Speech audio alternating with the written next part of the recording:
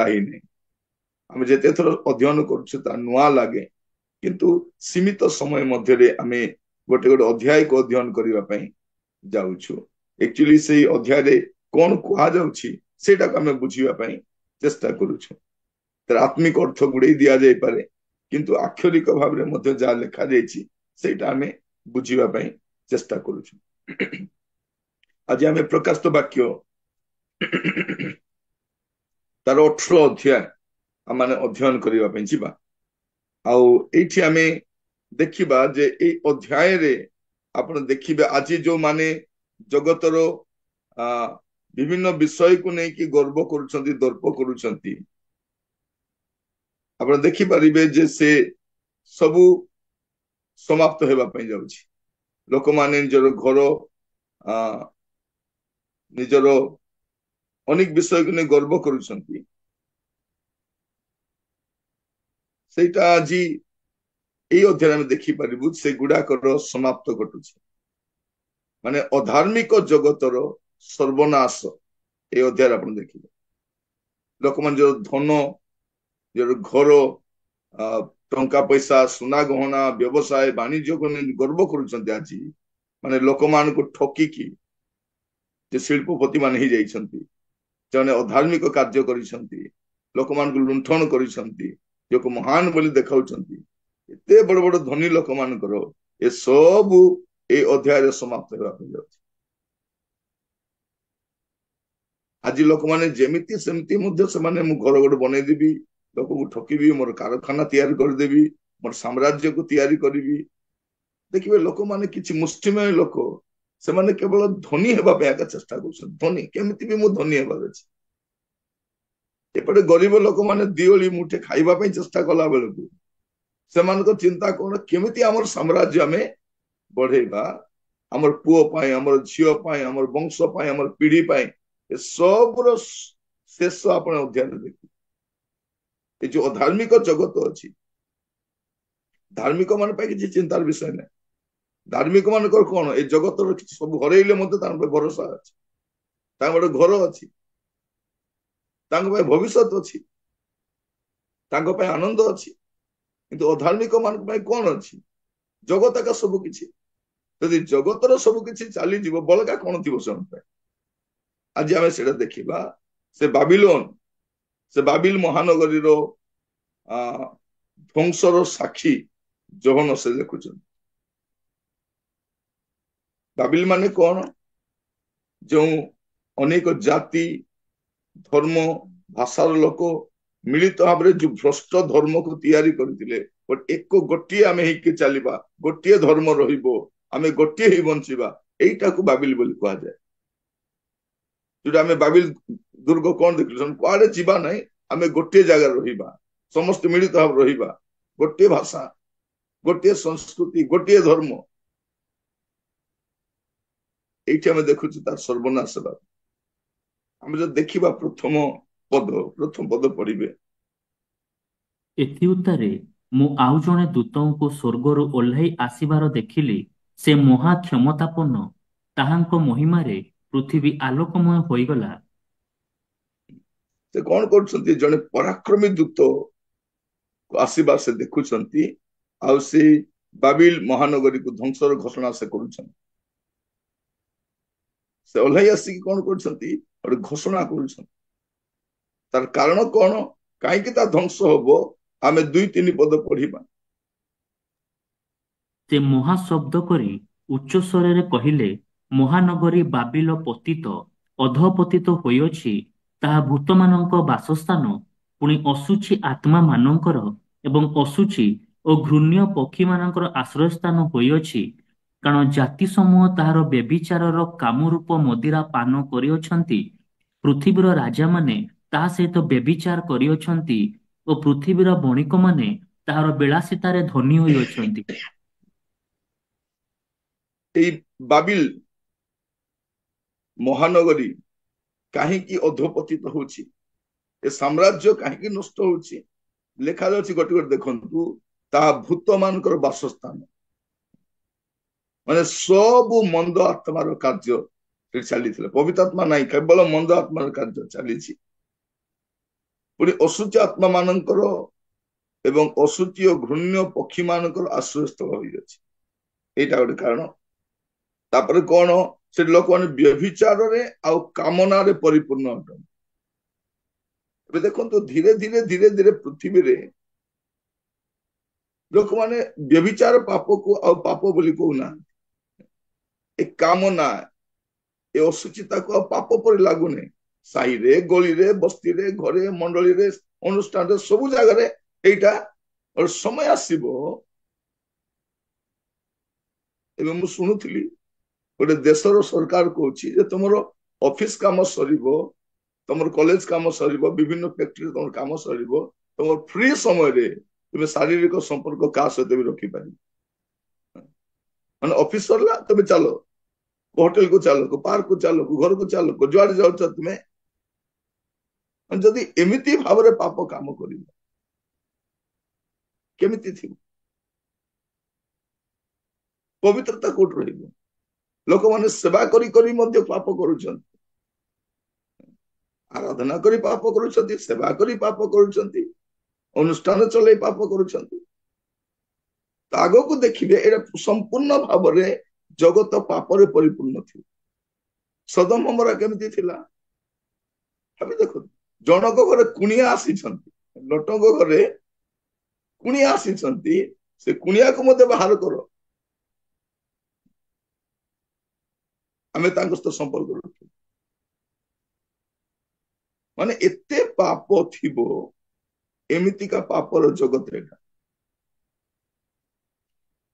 ତାପରେ କଣ, 3 ପଦରେ ଦେଖୁଛୁ, ଏମାନେ ବାଣିଜ୍ୟ ଆଉ ବିଳାସରେ ପରିପୂର୍ଣ୍ଣ। ମାନେ ବାଣିଜ୍ୟ କର ଆଉ ବିଳାସ କର। ଏ ଲୋକ କାହିଁକି କାମ କାହିଁ କରୁଛୁ? ଖାଇବା ପାଇଁ। ବ୍ୟବସାୟ କରୁଛୁ କାହିଁକି? ଭଲ କରି ବିଳାସ କରିବା ପାଇଁ। ଲୋକମାନଙ୍କୁ ଦେଖିବ,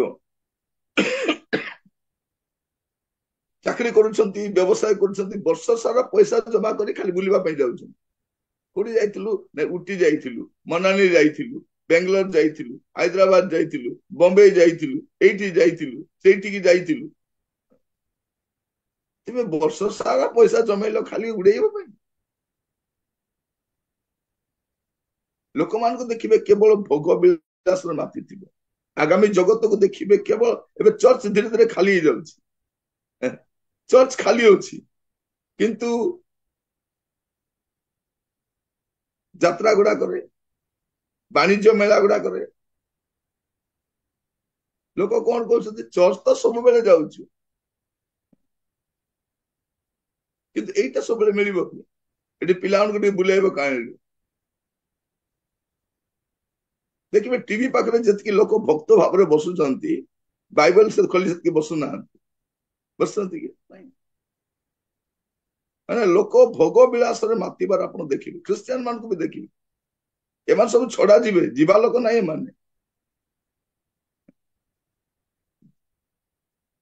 ପ୍ରଭୁ କେବଳ ସେମାନଙ୍କୁ ନେବା ପାଇଁ ଆସୁଛନ୍ତି ଯେଉଁମାନଙ୍କୁ ଜଗତ ଭଲ ଲାଗୁନି। ଯେଉଁମାନଙ୍କୁ ଜଗତ ଭଲ ଲାଗୁନାହିଁ, କେବଳ ସେମାନେ ହିଁ ପ୍ରଭୁଙ୍କ ସହିତ ସାକ୍ଷାତ କରାଯିବ, ସମସ୍ତେ ନୁହଁ।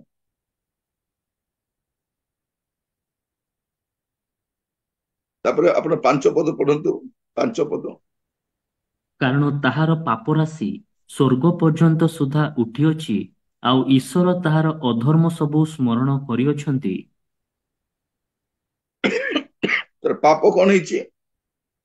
ତାର ପାପ ରାଶି ସ୍ୱର୍ଗ ପର୍ଯ୍ୟନ୍ତ ଉଠିଛି। ମାନେ ଏତିକି ପାପ କରିବେ ଯେ ସ୍ୱର୍ଗର ପରମେଶ୍ୱର ମଧ୍ୟ ଘୃଣା କରିବେ।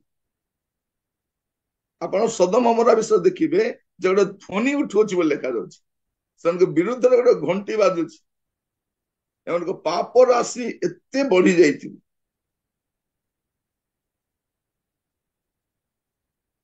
ଆଉ ଲେଖାଯାଉଛି ଈଶ୍ୱର ତାହାର ଅଧର୍ମ ସବୁ ସ୍ମରଣ କରିଅଛନ୍ତି। ଏମିତି ପାପ କରିବା ନଗର ଗୁଡାକ, ସହର ଗୁଡାକ ରହିବ କି? ଆମେ ଗତ ଅଧ୍ୟାୟରେ ଦେଖୁଥିଲୁ ଯେ ସମୁଦ୍ର ଗୁଡାକ ଶୁଖି ଯାଉଛି, ଫରାତ ନଦୀ ଶୁଖି ଯାଉଛି। କଣ ପାଇଁ ଶୁଖୁଛି? ଯେପରି ସବୁ ଆଡରୁ ଲୋକମାନେ ଯୁଦ୍ଧ କରିବାକୁ ଏକା ଜାଗା ଆସିବେ। ସ୍ଥଳ ପଥରେ ଆସିପାରିବେ, ଜଳ ପଥରେ ଆସିପାରିବେ, ଆକାଶ ମାର୍ଗରେ ଆସିପାରିବେ, ଆଉ ହର୍ମଗିଦାନ ନାମକ ଜାଗାରେ ଯୁଦ୍ଧ ପାଇଁ ଏକତ୍ର ହେଇପାରିବେ। ଏଠି ମାଇଲ ମାଇଲ ପର୍ଯ୍ୟନ୍ତ ରକ୍ତର ନଦୀ ବହିବ। ମାନେ ଅଶ୍ପଗଣର ଲଗାମ ପର୍ଯ୍ୟନ୍ତ ରକ୍ତ ଥିବ ଭାବି ଦେଖନ୍ତୁ କେମିତି ଥିବ। ମାନେ ଆଗାମୀ ସମୟ ଗୋଟେ ସର୍ବନାଶର ସମୟ। ତେଣୁ ଆଜିର ପ୍ରସଙ୍ଗ ରଖିଛି ଅଧାର୍ମିକ ଜଗତର ସର୍ବନାଶ। ଧାର୍ମିକ ଜଗତର ସର୍ବନାଶ।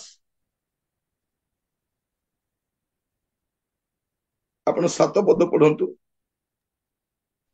ସେ ଯେତେ ନିଜର ଗୌରବ କରିଅଛି ଓ ବିଳାସିତାରେ କାଳ କାଟିଅଛି, ତାହାକୁ ସେତେ ଯନ୍ତ୍ରଣା ଓ ଶୋକ ଦିଅ। କାରଣ ସେ ମନେ ମନେ କହୁଅଛି, ମୁଁ ରାଣୀ ହୋଇ ବସିଅଛି, ମୁଁ ବିଧବା ନୁହେଁ, ମୋତେ କଦାପି ଶୋକ କରିବାକୁ ହେବ ନାହିଁ। ଯେ କଣ କରୁଛି, ଆଗକୁ ଆଉ ଦୁଃଖ ନାହିଁ, ଆମର ଦୁଃଖ ସରିଗଲା, କଷ୍ଟ ସରିଗଲା, ଦୁଃଖର ଦିନ ଚାଲିଗଲା। ପୃଥିବୀ ଲୋକ ଏଇଟା କହିଲା ବେଳେ କଣ କହିଲା, ତାର ଗର୍ବ ଆଉ ତାର ଉଦ୍ଧତପଣ ପାଇଁ ପ୍ରଭୁ ତାକୁ ଦଣ୍ଡ ଦେବେ।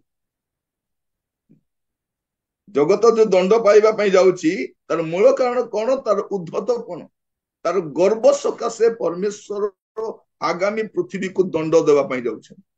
ଏଇଟା ଆମେ ଏଠି ଦେଖିପାରୁଛୁ। ଏ ପ୍ରକାଶିତ ବାକ୍ୟ 18 ଅଧ୍ୟାୟ ପଢିଲା ବେଳକୁ ଆମେ ବୁଝିଯିବା ଦରକାର ଯେ କଣ ହେବା ପାଇଁ ଯାଉଛି। ତାପରେ ଆପଣ ଦେଖିବେ 23 ଆଉ 24 ପଦ ପଢନ୍ତୁ। ପ୍ରଦୀପର ଆଲୋକ ତୋ ମଧ୍ୟରେ ଆଉ କେବେ ହେଁ ପ୍ରଜ୍ୱଳିତ ହେବ ନାହିଁ। ପୁଣି ବର କନ୍ୟାଙ୍କ ଶବ୍ଦ ତୋ ମଧ୍ୟରେ ଆଉ କେବେ ହେଁ ଶୁଣାଯିବ ନାହିଁ। କାରଣ ତୋହର ବଣିକମାନେ ପୃଥିବୀରେ ମହାନ ଥିଲେ, ଆଉ ତୋହର ମାୟାରେ ଜାତି ସମୂହ ଭ୍ରାନ୍ତ ହୋଇଥିଲେ। ପୁଣି ଭାବବାଦୀ ମାନଙ୍କର, ସାଧୁ ମାନଙ୍କର ଓ ପୃଥିବୀରେ ହତ ହୋଇଥିବା ସମସ୍ତଙ୍କର ରକ୍ତ ତାହା ମଧ୍ୟରେ ଦେଖାଯାଇଥିଲା। କଣ ଲେଖାଯାଉଛି ଦେଖନ୍ତୁ, ଏମାନଙ୍କର ଆହୁରି ବାହାଘର ନାହିଁ, ସବୁ ତ ଗଲା ସର୍ବନାଶ। କଣ ବାହାଘର? ଆଗକୁ ଆହୁରି ଆନନ୍ଦର ସ୍ୱର ଶୁଣାଯିବ ନାହିଁ, କାରଣ ପୃଥିବୀରେ ଲୋକମାନେ ବହୁତ ବଡ ବଡ ଦେଖା ଯାଉଥିଲେ। ଆଉ ଏମାନେ କଣ କରିଛନ୍ତି, ଭାବବାଦୀ ମାନଙ୍କ, ସାଧୁ ମାନଙ୍କୁ ହତ୍ୟା କରିଛନ୍ତି। ଏମାନେ ଏସବୁର ହିସାବ ପ୍ରଭୁ ନେବେ। ମାନେ ପ୍ରଭୁ ମଣିଷକୁ କାହିଁକି ବନେଇଲେ, ଏ ପୃଥିବୀ କାହିଁକି ବନେଇକି ଦେଲେ, ପାପ କର ବୋଲି? ପ୍ରଭୁ କଣ ପାଇଁ ବନେଇଲେ? ଗୋଟିଏ ଆଦମ ପାଇଁ ଗୋଟିଏ ହବା ବନେଇଲେ। କେତେଟା? ଗୋଟିଏ ଆଦମ ପାଇଁ ଗୋଟିଏ ହବା। ଏଠି ଲୋକଙ୍କୁ କେତେଟା ଆଦମ ଦରକାର, କେତେଟା ହବା ଦରକାର? ସେଇଟା ଦେଖନ୍ତୁ, ପୃଥିବୀ କାହିଁକି ବନେଇଲେ? ତୁମେ ଆରାମରେ ରୁହ, ସରଳ ଭାବରେ ରୁହ, ଜୀବିକା କର, ଚାକିରି କର, ବ୍ୟବସାୟ କର। କିନ୍ତୁ ଲୋକ ସେଇଟା ନାହିଁ, ଲୁଣ୍ଠନ କର, ନିଜର ସାମ୍ରାଜ୍ୟକୁ ବଢାଅ, ହତ୍ୟା କର। ପ୍ରଭୁ ତାଙ୍କର ଦାସ ମାନଙ୍କୁ ପଠାଉଛନ୍ତି ବୁଝେଇବା ପାଇଁ, ତାଙ୍କୁ ମାର କାହିଁକି? ଏମାନଙ୍କୁ ବୁଝେଇଲେ ଲୋକ ପାପ ଛାଡିଦେବେ। ଏବେ ବିଦେଶର ଚର୍ଚ୍ଚ ଗୁଡା କାହିଁ ଖାଲି ହଉଛି? ଏଠି କୁହାଯାଉଛି ବ୍ୟଭିଚାର କରନି, ବାହାରେ ଗୋଟେ ଧର୍ମ ଅଛି ସବୁ ଚଳିବ ବୋଲି। ମଠରେ ଯାଇକି ଭର୍ତ୍ତି ହଉଛନ୍ତି ଗଞ୍ଜେଇ ଖାଇକି। କାହିଁକି ଲୋକ ଯିବେ ନାହିଁ? ଏଠି ମଦ ପିଇଲେ ବି ଚଳିବ, ଏଠି ଚଳିବ ନାହିଁ। ଏଠି ଗଞ୍ଜେଇ ଖାଇଲେ ବି ଚଳିବ, ଏଠି ଚଳିବ ନାହିଁ। ପାପ କର ନାହିଁ ବୋଲି ତ ଅସୁବିଧା ହେଇଯାଉଛି। କିନ୍ତୁ ଆଜିକାଲି ଦେଖିବ ଅନେକ ପ୍ରଚାରକ ମାନେ ସେ ପାପ ବିଷୟରେ କହୁନାହାନ୍ତି। ଆମର ଜୁମ୍ ଚାଲୁଥାଉ, ଆମର ମିଟିଂ ଚାଲୁଥାଉ, ଆମର ମଣ୍ଡଳୀ ବଢୁଥାଉ, ଆମର ଅନୁଷ୍ଠାନ ବଢୁଥାଉ, ପବିତ୍ରତା ବିଷୟ ଶିକ୍ଷା ନାହିଁ, ଈଶ୍ୱରଙ୍କ କ୍ରୋଧ ବିଷୟ ଶିକ୍ଷା ନାହିଁ, ଈଶ୍ୱରଙ୍କ ଦଣ୍ଡ ବିଷୟ ଶିକ୍ଷା ନାହିଁ, ବିଚାର ବିଷୟ ଶିକ୍ଷା ନାହିଁ, ଖାଲି ଖୋଲିକି ଜ୍ଞାନ ଶିକ୍ଷା। ଏତେ ଜ୍ଞାନୀ କଣ କରିବେ? ଏତେ ଜ୍ଞାନୀ ହେଇକି କଣ କରିବେ? ବାକ୍ୟ ଜ୍ଞାନୀ ହେଇକି ନରକରେ ଯାଇକରି IPS ଏକ୍ସାମ ଦେବେ? କଣ କରିବେ? ଲୋକଙ୍କୁ ପରିବର୍ତ୍ତନ ହେବା ପାଇଁ କୁହନ୍ତୁ। ଏ ପରିବର୍ତ୍ତନ ଶିକ୍ଷା ଲୋକଙ୍କୁ ପସନ୍ଦ ନାହିଁ, ଏଇଟା ଲୋକଙ୍କୁ ପସନ୍ଦ ନାହିଁ। ଲୋକ ଆମକୁ କଣ କରୁଛନ୍ତି, ଆଜ୍ଞା ଆପଣ ପ୍ରଚାର କରନ୍ତୁ, ଆଜ୍ଞା ଖାଲି ବାକ୍ୟ କୁହନ୍ତୁ, ଆଉ କିଛି କୁହନ୍ତୁ ନାଇଁ, ଯିଏ ଯାହା କରୁଛନ୍ତି କରନ୍ତୁ, ଆପଣ ମାନେ କିଛି କୁହନ୍ତୁ ନାହିଁ। ଏଠି ଆମେ ଦେଖୁଛୁ କଣ, ସବୁ ସର୍ବନାଶ ହେବା ପାଇଁ ଯାଉଛି, କିଛି ନାହିଁ ଆଗକୁ। ଏ ଭ୍ରଷ୍ଟତା ଭିତରେ ଯେ ଫସିକି ରହିଥିବ। ଆପଣ 13 ପଦ ମଧ୍ୟ ପଢନ୍ତୁ, 13 ପଦ। ଦାରୁଚିନି, ସୁଗନ୍ଧି ଦ୍ରବ୍ୟ, ଧୂପ, ସୁଗନ୍ଧି ଲେପ୍ୟ ଦ୍ରବ୍ୟ, କୁନ୍ଦୁରୁ, ମଦ୍ୟ, ତୈଳ, ମଇଦା, ଗହମ, ଗୋରୁ, ମେଷ, ଅଶ୍ୱ, ରଥ, କ୍ରୀତଦାସ ଓ ମନୁଷ୍ୟମାନଙ୍କ ପ୍ରାଣ। ଏମାନେ ମନୁଷ୍ୟ ମାନଙ୍କୁ କିଣା ବିକା କରିଛନ୍ତି, ମନୁଷ୍ୟ ମାନଙ୍କୁ ବିକ୍ରି କରୁଛନ୍ତି। ଏବେ ଦେଖନ୍ତୁ ଅନେକ ଲୋକ ଜଣେ ଫ୍ୟାକ୍ଟ୍ରିରେ କାମ କରୁଛନ୍ତି, କମ୍ପାନୀରେ କାମ କରୁଛନ୍ତି, ମୁଣ୍ଡ ବିକିଲା ଭଳି ଆଉ କିଛି ନାହିଁ। ଏମାନଙ୍କୁ ପଇସା ଦେଇ ଖଟେଇକି ସେମାନେ ମାଲାମାଲ ହଉଛନ୍ତି। ଆମର ପୁଅ ଝିଅ ମାନେ ରାତି ଦିନ କଣ କରୁଛନ୍ତି? ରାତି ସାରା ବସି କାମ କରୁଛନ୍ତି, ଘରେ ବସି କାମ କରୁଛନ୍ତି, ରେଷ୍ଟ ନାହିଁ। କାମ ମେଞ୍ଚେ ମେଞ୍ଚେ ବହୁତ କାମ ଦେଇଥାଉଛନ୍ତି, ଦିନ ରାତି କାମ କରାଉଛନ୍ତି, ଖଟଉଛନ୍ତି କିଣିଲା ଭଳିଆ। ଲୋକମାନେ କଣ କରୁଛନ୍ତି? କଣ କରିବା ଆଜ୍ଞା, ମୁଣ୍ଡ ବିକିଛୁ ଆମେ, କମ୍ପାନୀରେ ମୁଣ୍ଡ ବିକିଛୁ, ଯିବା ପାଇଁ ପଡିବ, ଦୁଃଖ ହେଲେ ବି ଯିବା ପାଇଁ ପଡିବ, କଷ୍ଟ ହେଲେ ବି ଯିବା ପାଇଁ ପଡିବ। ଏସବୁ ତାର କାରଣ ଅଟେ। ଚାରିପଦରେ କଣ ଲେଖା ଅଛି? ଚାରିପଦ, ପରେ ମୁଁ ସ୍ୱର୍ଗରୁ ଆଉ ଗୋଟିଏ ସ୍ୱର ଏହା କହିବାର ଶୁଣିଲି, ହେ ଆମ୍ଭର ଲୋକମାନେ, ତୁମ୍ଭେମାନେ ଯେପରି ତାହାର ପାପର ସହଭାଗୀ ନ ହୁଅ ଓ ତାହାର କ୍ଲେଶର ଅଂଶୀ ନ ହୁଅ, ଏଥିନିମନ୍ତେ ତାହାଠାରୁ ବାହାରି ଆସ। ପ୍ରତ୍ୟେକ ଅଧ୍ୟାୟରେ ଆପଣ ଦେଖିବେ ଯେ ପ୍ରଭୁ ତାଙ୍କର ଲୋକମାନଙ୍କୁ କଣ କରୁଛନ୍ତି? ଚେତାବନୀ ଦଉଛନ୍ତି। ଏସବୁ ଘଟଣା କହିଲା ପରେ ଆମେ 16 ଅଧ୍ୟାୟ ଦେଖିଥିଲୁ କଣ? 16 ଅଧ୍ୟାୟ ତାର 15 ପଦରେ ଦେଖ, ଆମେ ଚୋର ପରି ଆସୁଅଛୁ, ଯେ ଜାଗ୍ରତ ଥାଇ ଆପଣ ବସ୍ତ୍ର ରକ୍ଷା କରେ ସେ ଧନ୍ୟ। ଏଠି ବସ୍ତ୍ର ରକ୍ଷା କରିବା ପାଇଁ କୁହାଯାଉଛି। 17 ଅଧ୍ୟାୟ ତାର 8 ପଦରେ ଆମେ ଦେଖିଥିଲୁ କଣ ବୋଲିକି ଲେଖା ଯାଉଛି? ତୁମର ନାମ କଣ ଥିବା ଅଛି? ଜୀବନ ପୁସ୍ତକ ଲିଖିତ ଥିବାର ଅଛି। ଏଠି କଣ କୁହାଯାଉଛି? ଏ ଆମ୍ଭର ଲୋକମାନେ, ତୁମେମାନେ ଯେପରି ତାହାର ପାପର ସହଭାଗୀ ନ ହୁଅ, ଏଇ ବାବିଲର ପାପର ସହଭାଗୀ ନ ହୁଅ, ଏ ଜଗତର ପାପର ସହଭାଗୀ ନ ହୁଅ ଓ ତାର କ୍ଲେଶର ଅଂଶୀ ନ ହୁଅ, ଏଥିପାଇଁ ତୁମେ ବାହାରି ଆସ। ଯଦି ଆମେ ଏଇ ବାବିଲରୁ ବାହାରି ଆସିବା ନାହିଁ, ଏଇ କାମନା, ଅଭିଳାଷ, ଏ ବାଣିଜ୍ୟ ବିଳାସରେ ପରିପୂର୍ଣ୍ଣ ଜଗତରୁ, ଏ ପାପରେ ପରିପୂର୍ଣ୍ଣ ଉଦ୍ଧତ ଜଗତରୁ, ଏ ଭ୍ରାନ୍ତ ଜଗତରୁ ଯଦି ବାହାରି ଆସିବା ନାହିଁ, ଆମେ ବି ତାର ଦଣ୍ଡର ସହଭାଗୀ ହେବ। ବାହାରି ଆସ। ଦେଖିବେ, ଆଗ ଟିକେ ଗରିବ ଥିଲେ ନା ନାଇଁ, ରବିବାର ଦିନ ଡାଲି ଭାତ କରି ଚର୍ଚ୍ଚକୁ ପଳେଇ ଆସିଥିଲେ। ଏବେ କଣ ହେଇଗଲା? 4ଟା ଆଇଟମ ବନେଇବାର ଅଛି। ଇଆଡେ ମାଛ, ଇଆଡେ ଚିଙ୍ଗୁଡି, ଇଆଡେ ମଟନ, ଇଆଡେ ପନିର, ଇଆଡେ ଛତୁ। ସେଇଥିପାଇଁ ଚର୍ଚ୍ଚ ଆସିପାରିବେନି। ଆଗ ଖରାରେ 2ଟା ଛୁଆକୁ କାଖେଇକି କାନ୍ଧରେ ଧରି ଛତା ଧରି ଚର୍ଚ୍ଚ ଆସୁଥିଲେ। ଏବେ କାର ହେଇଗଲା, ଆସିପାରୁନାହାନ୍ତି। ଆଗ ଚର୍ଚ୍ଚରେ ଆସି ପେପର ଧରିକି କଣ କରୁଥିଲେ? ଏମିତି ବିଞ୍ଚି ହେଇ ବସୁଥିଲେ ଏମିତି ଚର୍ଚ୍ଚରେ।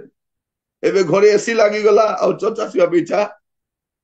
ଆପଣ ଦେଖିବେ, ଆପଣ ଦେଖନ୍ତୁ, ଯେତିକି ଆରାମ ଆସୁଛି, ଲୋକ ସେତିକି ପ୍ରଭୁଠାରୁ ଦୂରକୁ ଦୂରକୁ ଯାଉଛନ୍ତି, ସେତିକି ଦୂରକୁ ଦୂରକୁ ଯାଉଛନ୍ତି। ଆଶୀର୍ବାଦ ଆମକୁ ପ୍ରଭୁଙ୍କ ପାଖକୁ ଆଣିବ ନା ଦୂରକୁ ଦୂରକୁ ନେବ? କୁହାଯାଉଛି କଣ? ତୁମେ କଣ କର? ଏସବୁରୁ ବାହାରି ଆସ, ତାର ପାପର ସହଭାଗୀ ହୁଅ ନାହିଁ, ସେ କ୍ଲେଶର ଅଂଶୀ ହୁଅ ନାହିଁ। ଯୋଉ କ୍ଲେଶ ଆସୁଛି ବାବିଲ ଉପରେ, ସେ କ୍ଲେଶର ତୁମେ ଅଂଶୀ ନ ହୁଅ, ଏଇଟା କୁହାଯାଉଛି। ଆଉ ତାର 6 ପଦ ଦେଖିବେ, 6 ପଦ 8 ପଦ ପଢନ୍ତୁ। 6 ପଦ ଆଉ 8 ପଦ। ସେ ଯେପରି କରିଅଛି, ସେହିପରି ତାହାକୁ ପ୍ରତିଫଳ ଦିଅ, ତାହାର କର୍ମାନୁସାରେ ତାହାକୁ 2 ଗୁଣ ପ୍ରତିଫଳ ଦିଅ।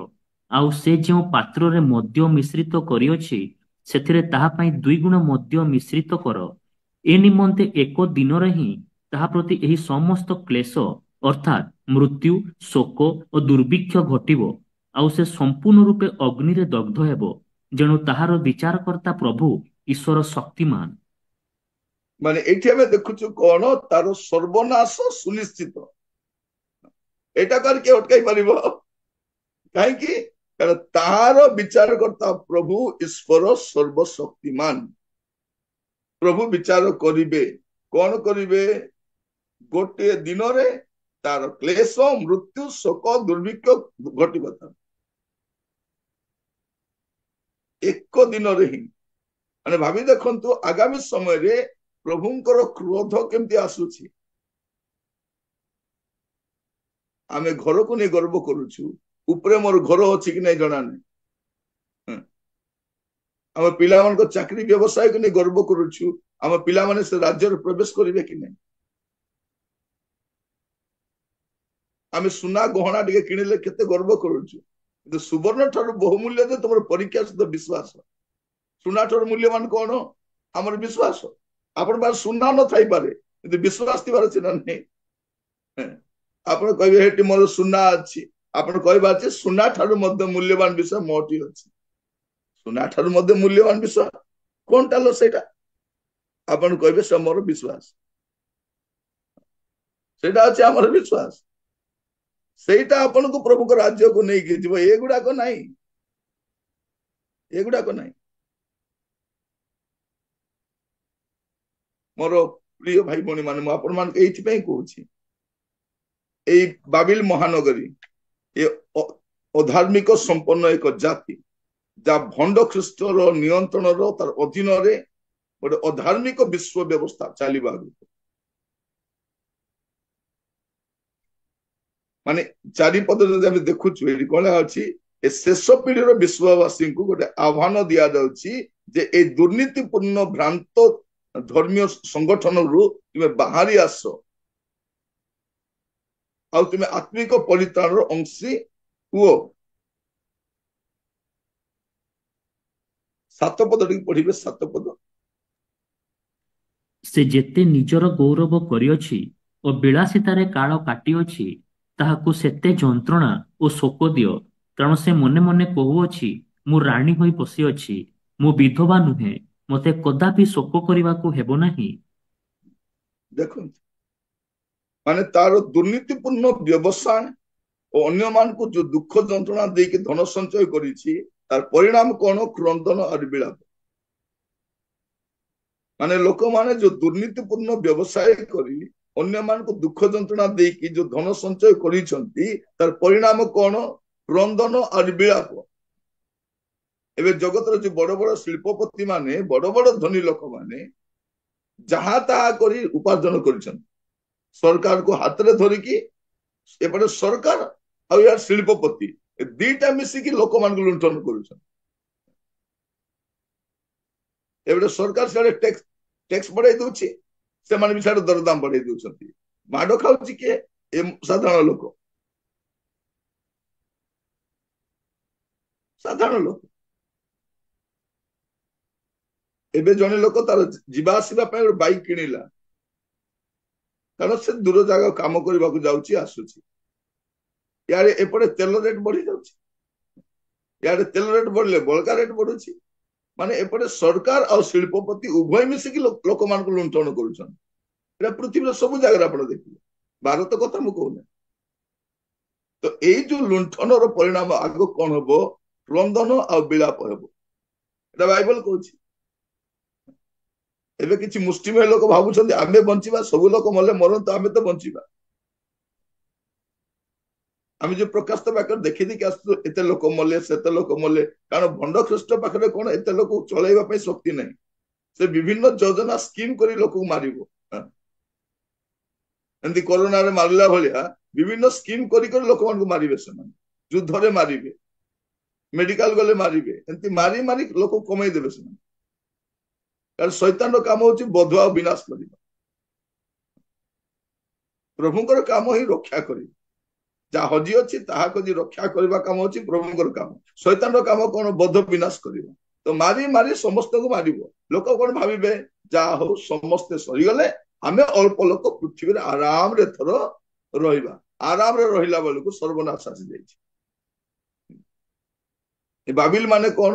ଯୋଉମାନେ ମିଳିତ ଭାବରେ ଗୋଟିଏ ମିଳିତ ଭାବରେ ସରକାର ବନେଇବା, ଆରାମରେ ପୃଥିବୀରେ ରହିବା, ଏଇ ପ୍ରଣାଳୀଟା ଆଗକୁ କେତେ କଷ୍ଟଦାୟକ ଥିବା ଭାବି ଦେଖ।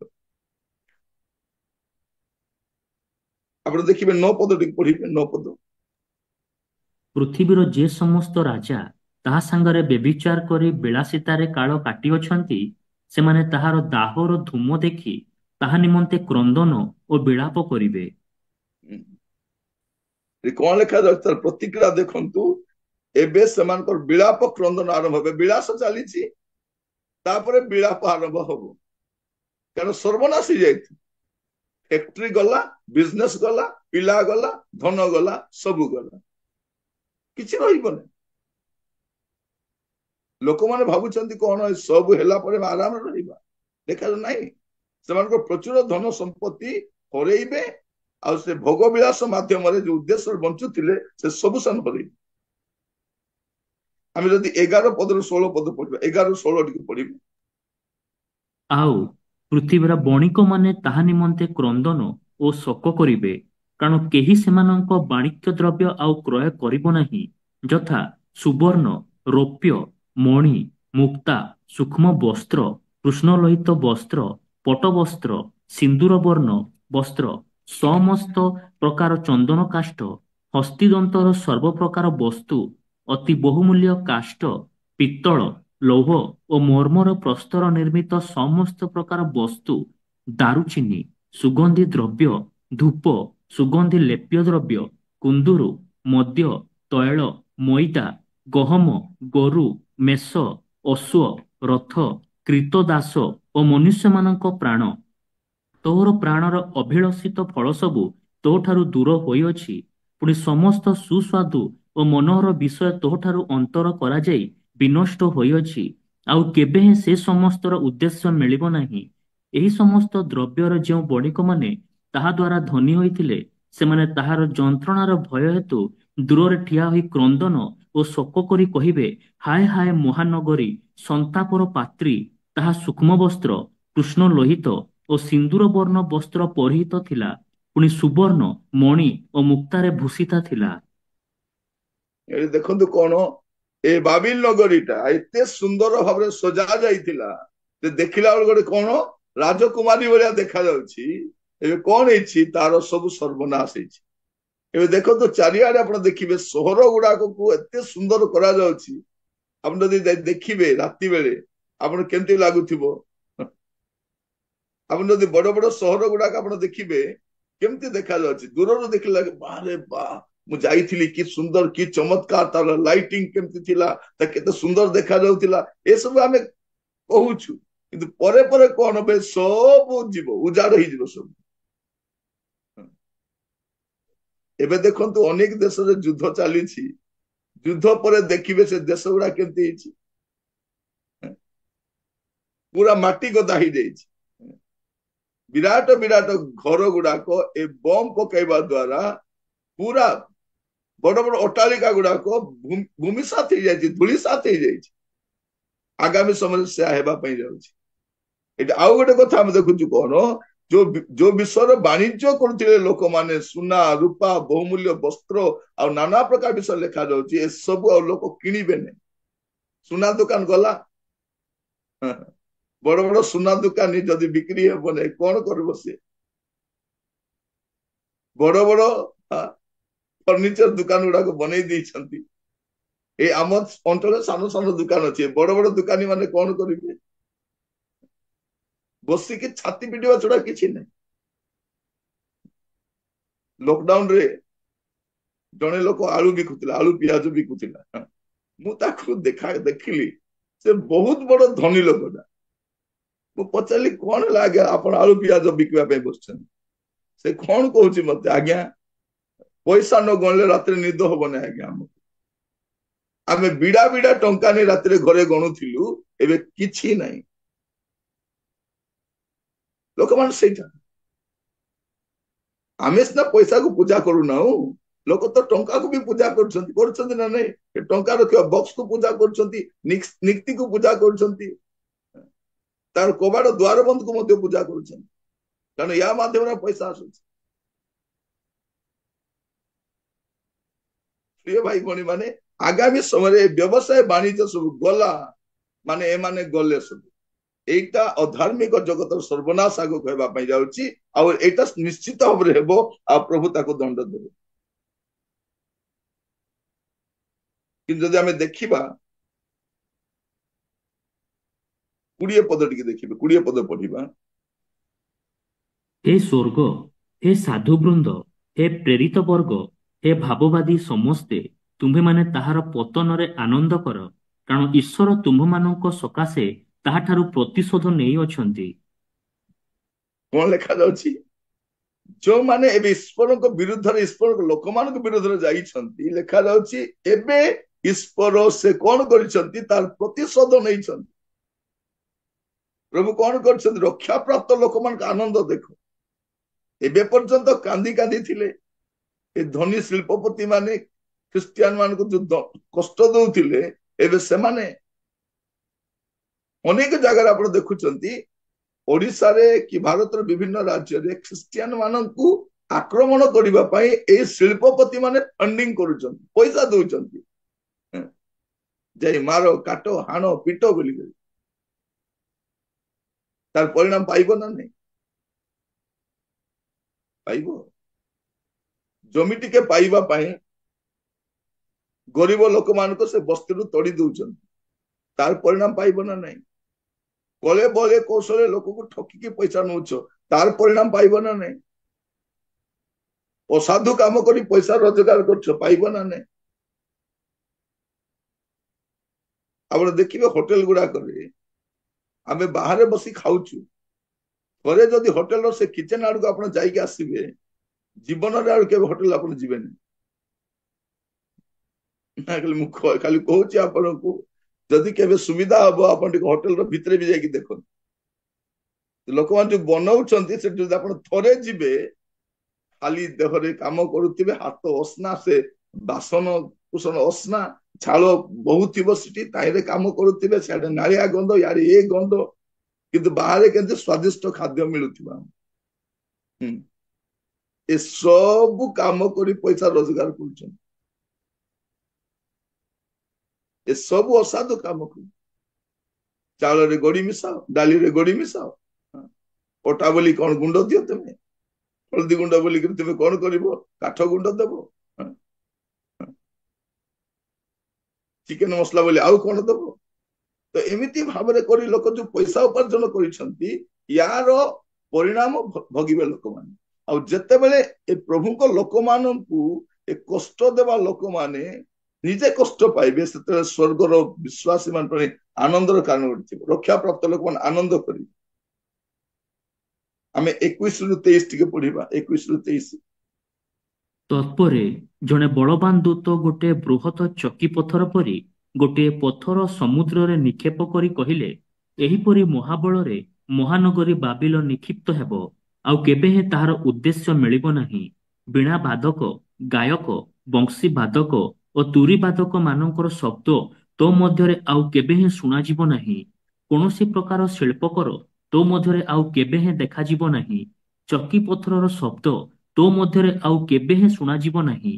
ପ୍ରଦୀପର ଆଲୋକ ତୋ ମଧ୍ୟରେ ଆଉ କେବେ ହେଁ ପ୍ରଜ୍ୱଳିତ ହେବ ନାହିଁ। ପୁଣି ବର କନ୍ୟାଙ୍କ ଶବ୍ଦ ତୋ ମଧ୍ୟରେ ଆଉ କେବେ ହେଁ ଶୁଣାଯିବ ନାହିଁ, କାରଣ ତୋର ବଣିକମାନେ ପୃଥିବୀରେ ମହାନ ଥିଲେ, ଆଉ ତୋର ମାୟାରେ ଜାତି ସମୂହ ଭ୍ରାନ୍ତ ହୋଇଥିଲେ। ଦେଖନ୍ତୁ କଣ ହେବା ପାଇଁ ଯାଉଛି ଫଳାଫଳ। ପୃଥିବୀର ଏଇ ନଗରୀ ଗୁଡାକ ବିନଷ୍ଟ ହେବା ପାଇଁ ଯାଉଛି, ଯୋଉଟା ପାପରେ, ମନ୍ଦତାରେ, ଭ୍ରଷ୍ଟତାରେ ପରିପୂର୍ଣ୍ଣ ଥିଲା, ସର୍ବନାଶ ହେବା ପାଇଁ ଯାଉଛି। ଆଉ ଗାୟନର ଶବ୍ଦ ନାହିଁ, ମ୍ୟୁଜିକ ଆଉ ନାହିଁ।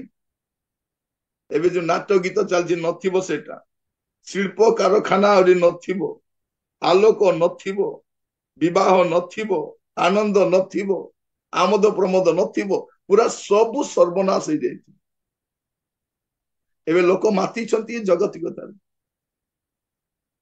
ତେଣୁ ଆମକୁ କୁହାଯାଉଛି, 4 ପଦ ପଢି ଆମେ ସମାପ୍ତ କରିବା। 4 ପଦ ପୁଣି ଥରେ ପଢନ୍ତୁ। ପରେ ମୁଁ ସ୍ୱର୍ଗରୁ ଆଉ ଗୋଟିଏ ସ୍ୱର ଏହା କହିବାର ଶୁଣିଲି, ହେ ଆମର ଲୋକମାନେ, ତୁମ୍ଭେମାନେ ଯେପରି ତାହାର ପାପର ସହଭାଗୀ ନ ହୁଅ ଓ ତାହାର କ୍ଲେଶର ଅଂଶୀ ନ ହୁଅ, ଏଥି ନିମନ୍ତେ ତାହାଠାରୁ ବାହାରି ଆସ। ଆମକୁ କଣ କୁହାଯାଉଛି ସେଠି? ତୁମେ କଣ କର? ବାହାରି ଆସ, ବାହାରି ଆସ। 21 ପଦ ଟିକେ ପୁଣି ଥରେ ପଢିବା, 21 ପଦ। ତତ୍ପରେ ଜଣେ ବଳବାନ ଦୂତ ଗୋଟିଏ ବୃହତ ଚକି ପଥର ପରି ଗୋଟିଏ ପଥର ସମୁଦ୍ରରେ ନିକ୍ଷେପ କରି କହିଲେ, ଏହିପରି ମହାବଳରେ ମହାନଗରୀ ବାବିଲ ନିକ୍ଷିପ୍ତ ହେବ, ଆଉ କେବେ ହେଁ ତାହାର ଉଦ୍ଦେଶ୍ୟ ମିଳିବ ନାହିଁ। ଏଠି ଆମେ ଦେଖୁଛୁ ଯେ ଏ ଯୋଉ ବିଶ୍ୱ ବ୍ୟବସ୍ଥା ବା ଏ ସାମରିକ ଶକ୍ତିର ସମ୍ପୂର୍ଣ୍ଣ ପତନ ହେବ, ଏଟା ସେ ଦୂତ ଘୋଷଣା କରୁଛନ୍ତି। ଏ ସମୁଦ୍ରରେ ନିକ୍ଷିପ୍ତ ହେବ। ତାମାନେ ପୃଥିବୀରେ ପ୍ରଭୁ ଯୀଶୁ ଖ୍ରୀଷ୍ଟଙ୍କର ଯୋଉ ଦ୍ୱିତୀୟ ଆଗମନ ସମୟରେ ଖଣ୍ଡ ଖ୍ରୀଷ୍ଟ ଆଉ ତାର ଅଧାର୍ମିକ ବ୍ୟବସ୍ଥା ସମ୍ପୂର୍ଣ୍ଣ ଭାବରେ ଲୋପ ପାଇବ, ଧ୍ୱଂସ ପାଇବ। ଆଉ ଖ୍ରୀଷ୍ଟଙ୍କର ଦ୍ୱିତୀୟ ଆଗମନ ପରେ 1000 ବର୍ଷ ରାଜତ୍ୱ ଜଗତରେ ଶାନ୍ତିର ରାଜ୍ୟ ଥିବ, ଏସବୁ ଚୁରମାର ହେଇ ନଷ୍ଟ ହେଇଯିବ। এইটা ସେ ଦୂତ ଘୋଷଣା କରୁଛନ୍ତି। तार उद्देश्य मिलबनी आमको कौन कहुच्छी आमे जेपरी ए दंडर सहभागी न हो ये आमर लोक माने चारिपदरे तुमे माने जेपरी तार पापर सहभागी न हुओ तार क्लेशर अंश न हुओ एथिपाई बाहरी आस ए मंद जगत बाहरी आस ए भ्रष्ट जगत बाहरी आस नह कहीं रक्षा पाइले से भ्रष्ट जगत पथरे जाऊ नथिले लोट कहीं रक्षा पाइले सदम हमरा रही सदम रु बाहर थिले आपण भी जगत रे थांतु व्यवसाय करिबा पई जांतु वाणिज्य करिबा पई जांतु चाकरी करिबा पई जांतु पाठ पढ़िबा पई जांतु से पापर सहभागी न थांतु टिके मौका मिली आज पी दबा टिके मौका मिली नाची दबा एंजॉय कर दबा टिके बुली दबा कौन कर दबा आपण एई ढांचा रे जांतु ने जगत तो हाथ ठाई डाकुची किंतु प्रभु यीशु क्रूसरे हस्त प्रसारी से भी डाकुचन आपण कुआरे जीवे चिंता कर भाई भणी माने आमे जगत रे अच्छु सत कथा जागतिक हेबा नै संसार अच्छु सत कथा सांसारिक हेबा नै प्रभु आपण मान आशीर्वाद करंतु आगामी समय रे अधार्मिक जगत सर्वनाश आमे 18 अध्याय रे देखुछ किंतु आमको कहा जाउछि तुमे सेटु बाहरी आसो से पटे जाओ नाही तार नले तुमे से क्लेशर अंश तुमे भी हेबो प्रार्थना करिबो अनुग्रहकारी पिता परमेश्वर आमे आपनको धन्यवाद दउछु आपनको नाम रो जयगान करूछु आपनको नाम स्तुति प्रशंसा करूछु एटा आपण महान सामर्थ्य परमेश्वर अटंती प्रभु मो प्रार्थना करे प्रभु ए जगतर लोक माने ए जगत को ही स्वर्ग बोली भाबी बसिसंती जगत को नहीं केते आनंद से माने जगत को नहीं केते गर्व करूछन व्यवसाय वाणिज्य घर द्वार से प्रतिष्ठा आधिपत्य को नहीं केते गर्व करूछन प्रभु मु प्रार्थना करे ख्रीष्ट विश्वासी मान को बुझीबा पे सहायता करो यार भविष्य आउ नाही या सर्वनाश उजाड़ हेबा पई जाउछि हमर रोहणी काल सरी आसिलानी यह जानी प्रभु सर्वदा गोटे तत्पर हेबा पाए जागृत जीवन काटिबा पाए प्रस्तुत जीवन काटिबा पे आमान को सहायता करो प्रत्येक को अपन हस्त रखिली प्रभु गोटे पवित्र जीवन काटिबा पाए गोटे प्रार्थना जीवन काटिबा पाए प्रत्येक को सहायता करो अनुग्रहकारी प्रभु परमेश्वर आपण दास भाव प्रत्येक को आपण बलवंत स्थल रखी प्रार्थनाटी मोर प्राणर प्रिय जीशु नाम रे मागिली आमीन एतले पिता ईश्वर प्रेम प्रभु जीशु ख्रीष्ट अनुग्रह